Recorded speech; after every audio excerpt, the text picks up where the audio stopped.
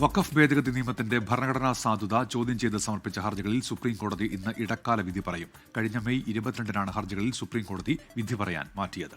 Chief justice B.R. Gavai, justice A.G. Masih എന്നിവരുടെ ബെഞ്ചാണ് വിധി പറയുക. വിവരങ്ങളുമായി ഡൽഹിയിൽ നിന്ന് ബൽറാം നെടുങ്ങാടി ചേരുകയാണ്. Balram, good morning. ഈ ഇടക്കാല വിധി എന്ന് വരുമ്പോൾ ഇന്നത്തെ കോടതി നടപടികൾ എങ്ങനെയായിരിക്കും, എപ്പോഴായിരിക്കും ഇതിന്റെ ഒരു സമയം?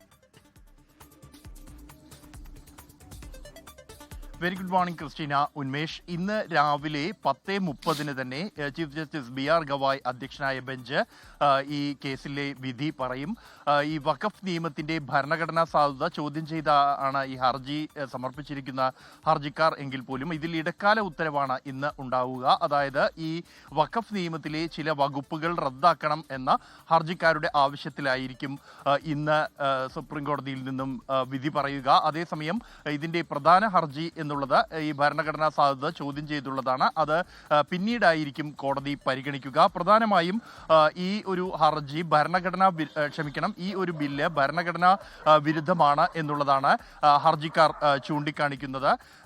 അതിൽ പ്രധാനമായും വഖഫ് സ്വത്തുക്കൾ പിടിച്ചെടുക്കാനുള്ള നീക്കമാണ് ഇതിലൂടെ നടത്തുന്നത് എന്നും വഖഫ് ബോർഡുകളിൽ ഇതര മതസ്ഥരുടെ നിയമനം തെറ്റാണ് എന്നും ഹർജിക്കാർ ചൂണ്ടിക്കാണിക്കുന്നുണ്ട്. ഇതോടൊപ്പം തന്നെ 5 വർഷം മുസ്ലിം മതം അനുഷ്ഠിക്കണമെന്ന വ്യവസ്ഥ ഒഴിവാക്കണം എന്നുള്ളതും ഈ ഹർജിയിൽ ചൂണ്ടിക്കാണിക്കുന്നുണ്ട്. ഇതോടൊപ്പം തന്നെ ദീർഘകാല ഉപയോഗം കൊണ്ട് തന്നെ വഖഫായ സ്വത്തുക്കൾക്ക് നിയമസാധുതയുണ്ട്.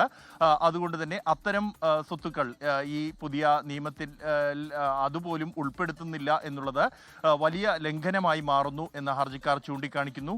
എല്ലാ സ്വത്തുക്കൾക്കും രേഖകൾ നിർബന്ധമാക്കാനാകില്ല എന്നാണ് ഹർജിക്കാർ വ്യക്തമാക്കിയത്. അതേസമയം കേന്ദ്ര സർക്കാർ ആകട്ടെ ഈ നിയമത്തിന് നിയമസാധുതയുണ്ട് എന്നുള്ളതാണ് ചൂണ്ടിക്കാണിക്കുന്നത്. ഭരണഘടനാ വിരുദ്ധമായ യാതൊരു തരത്തിലുള്ള വ്യവസ്ഥകളും ഈ ബില്ലിൽ ഇല്ല എന്നും കൂടാതെ വഖഫ് ഇസ്ലാമിന്റെ അനിവാര്യമായ ഒരു മതാചാരമല്ല എന്നുമാണ് കേന്ദ്ര സർക്കാർ സുപ്രീം കോടതിയിൽ വാദിച്ചത്. എന്തായാലും ഈ വാദങ്ങൾ പൂർത്തിയാക്കിയ ശേഷമാണ് മെയ് 22-ന് വിധി പറയാനായി സുപ്രീം കോടതി മാറ്റിയിരിക്കുന്നത്. ഇന്ന് ഈ വിഷയത്തിലുള്ള സുപ്രധാന വിധിയാണ് സുപ്രീം കോടതിയിൽ നിന്നും വരാനിരിക്കുന്നത്. ഉന്മേഷ്, ക്രിസ്റ്റീന. ബൽറാം നെടുങ്ങാടിയാണ് ഡൽഹിയിൽ നിന്ന് വിശദാംശങ്ങൾ നൽകിയത്. ലോകത്തെവിടെയായാലും ഏത് സമയത്തും 24 വാർത്തകളും ഓഗ്മെന്റഡ് റിയാലിറ്റി പാക്കേജുകളും എക്സ്പ്ലെയിനറുകളും വിശദമായി കാണാൻ ഞങ്ങളുടെ യൂട്യൂബ് ചാനൽ നിങ്ങൾക്ക് സബ്സ്ക്രൈബ് ചെയ്യാം.